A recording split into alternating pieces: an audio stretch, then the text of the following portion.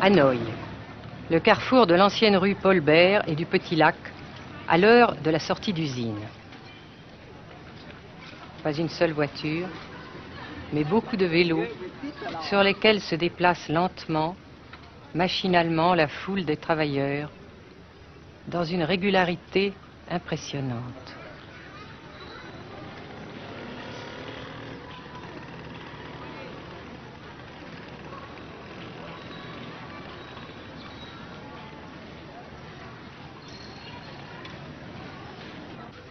La sensation que ce pays est anormal ne nous a pas quittés au Nord-Vietnam. Anormal d'abord parce que toute vie individuelle a disparu au bénéfice d'un effort collectif extraordinaire. Dirigé d'une main de fer à l'intérieur d'un dispositif de sécurité draconien. Anormal ensuite parce que dans ce pays coupé en deux depuis 10 ans, un grand nombre de familles vivent le drame de la rupture qui alimente à sa façon la guerre du Sud. Est-ce que vous pensez, Monsieur le Président, qu'il y a une solution militaire à la guerre du Sud-Vietnam?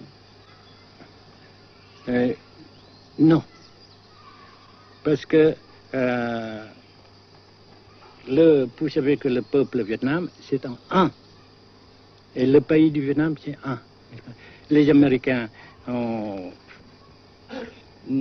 fait une guerre d'agression, comme qui dit, c'est une guerre non déclarée. Et, comme vous savez aussi, vous avez pu lire dans la presse, n'est-ce pas, bien, mondiale, que plus la guerre prolonge, plus les Américains et leurs valets, n'est-ce pas, comment dire ça,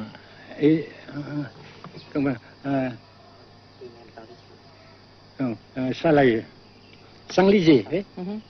Et plus ils supportent des échecs, comme vous savez récemment, n'est-ce pas? Par conséquent, la guerre ne peut pas durer éternellement.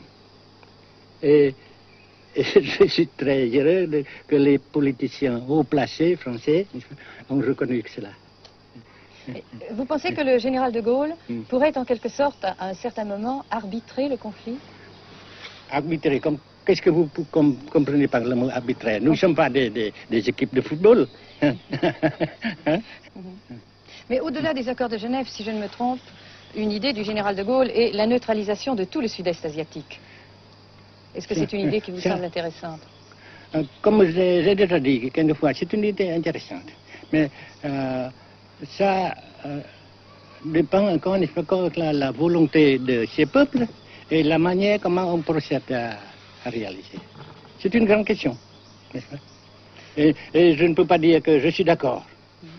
Et je ne dis pas que je ne suis pas d'accord, n'est-ce pas?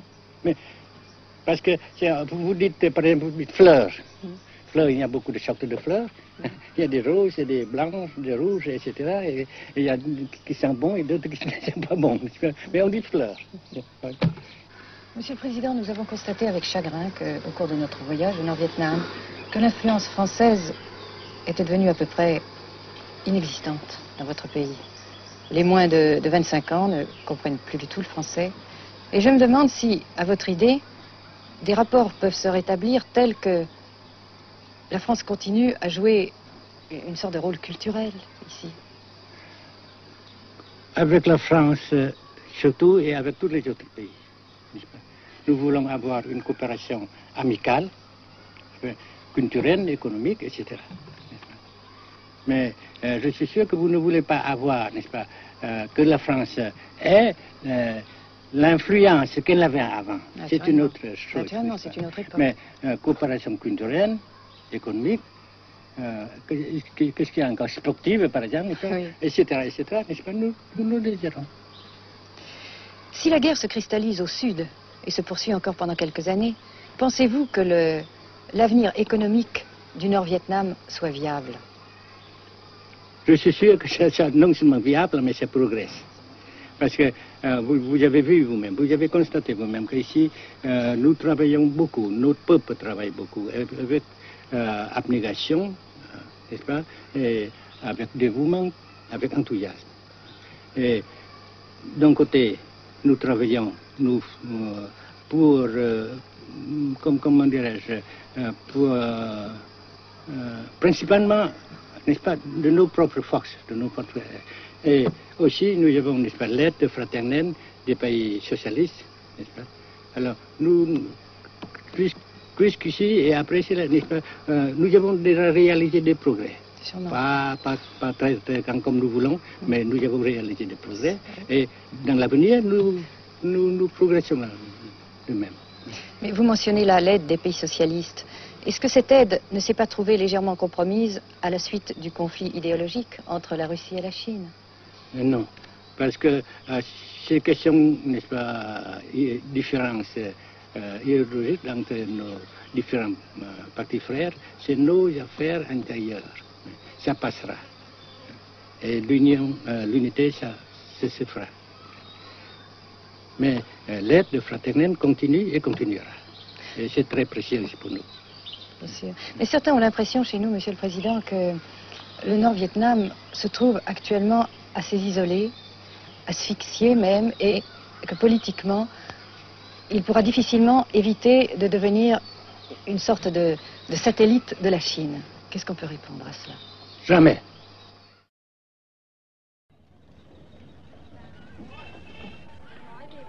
À Hanoï, la vie continue, malgré les alertes, malgré l'évacuation de plus de la moitié des habitants.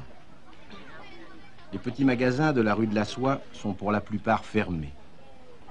Seule la trêve du Tête et ses fêtes de famille devaient redonner pour quelques jours un peu d'animation à la ville, avec la traditionnelle branche de pêcher en fleurs, symbole du nouvel an lunaire et du printemps tonkinois.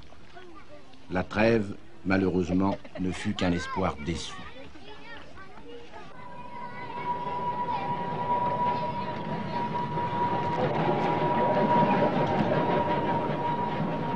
Dans les rues, de grands panneaux de propagande donnent les informations de guerre, les statistiques officielles et quotidiennes des pertes américaines. Selon le gouvernement de la République démocratique du Vietnam, 1631 avions américains auraient été abattus au-dessus du Nord-Vietnam.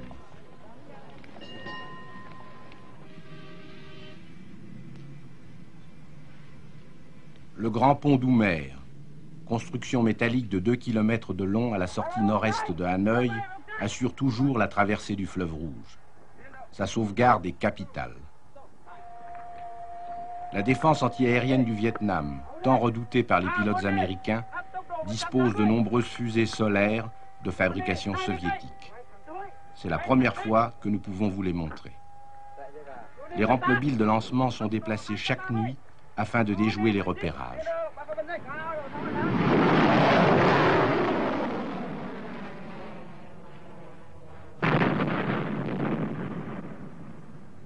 Selon les milieux officiels de Hanoï, 54 avions de l'US Air Force auraient été abattus en 1966 par la seule défense antiaérienne de la capitale.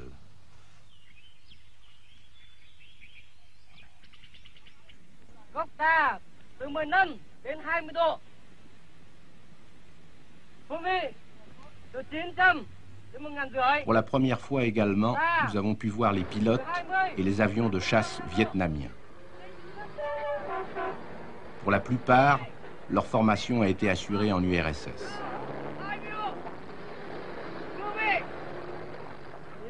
L'état-major des forces aériennes du Vietnam se défend d'utiliser des pilotes ou des spécialistes étrangers.